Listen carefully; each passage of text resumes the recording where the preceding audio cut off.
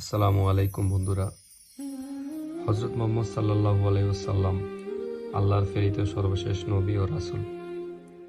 হযরত মুহাম্মদ সাল্লাল্লাহু আলাইহি ওয়াসাল্লামের উম্মত হিসেবে আমাদের সকলেরই তার জীবনী সম্পর্কে জানা উচিত। আমরা এই ভিডিওর মাধ্যমে হযরত মুহাম্মদ সাল্লাল্লাহু আলাইহি ওয়াসাল্লামের জীবনী সম্পর্কে জানার চেষ্টা করব। হযরত মুহাম্মদ সাল্লাল্লাহু আলাইহি ওয়াসাল্লাম 570 খ্রিস্টাব্দে আনুমানিক 12ই রবিউল আউয়াল মক্কার কুরাইশ বংশের বিখ্যাত গোত্র বনু হাশিমে জন্মগ্রহণ করেন। তার পিতার নাম আব্দুল্লাহ ইবনে আব্দুল মুত্তালিব এবং মাতার নাম আমিনা বিনতে ওয়াহাব। জন্মের আগেই তার পিতা মারা যান এবং শৈশবে তিনি তার মাতা আমিনাকেও হারান।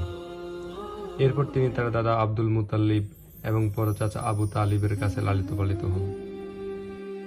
তার চরিত্রে সততা, বিশ্বস্ততা এবং ন্যায়পরায়ণতার জন্য তিনি আল আমিন উপাধিতে ভূষিত হন। 25 বছর বয়সে তিনি খাদিজা ইবনে খুয়াইলিদ নামে এক ধনী ও সম্মানিত মহিলার সাথে বিবাহ বন্ধনে আবদ্ধ হন। খাদিজা রাদিয়াল্লাহু ছিলেন তার প্রথম স্ত্রী এবং তার মাধ্যমে তিনি 6টি সন্তানের বাবা হন: কাসিম, রুকাইয়া, উম্মে কুলসুম, ফাতিমা, জয়নব এবং আব্দুল্লাহ।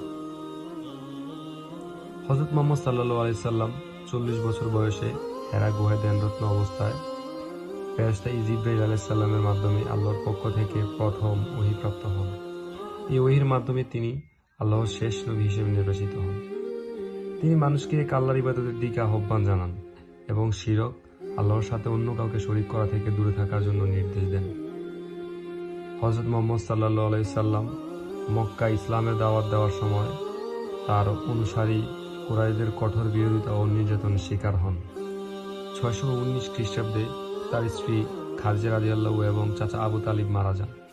এই বছরটি আমুল হুজন বা বিষাদের বছর নামে পরিচিত।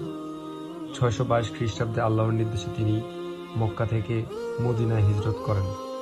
এই হিজরত ইসলামী ইতিহাসের একটি গুরুত্বপূর্ণ ঘটনা এবং এটি ইসলামী পঞ্জিকার সূচনা বিন্দু।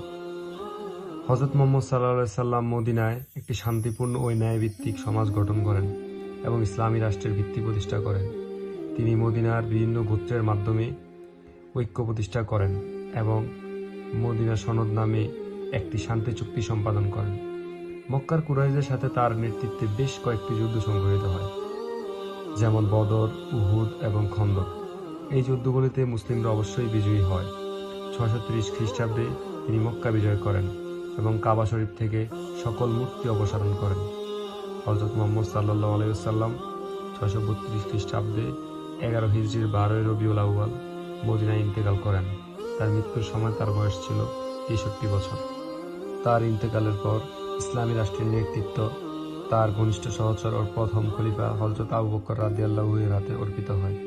তার জীবনী এবং শিক্ষা মুসলমানদের জন্য একটি পূর্ণাঙ্গ জীবন ব্যবস্থা প্রদান করেছে। হযরত মুহাম্মদ সাল্লাল্লাহু আলাইহি সাল্লামের জীবনী শুধুমাত্র মুসলমানদের জন্যই নয়, সমগ্র মানবতার জন্য একটি আদর্শ ও অনুপ্রেরণার উৎস।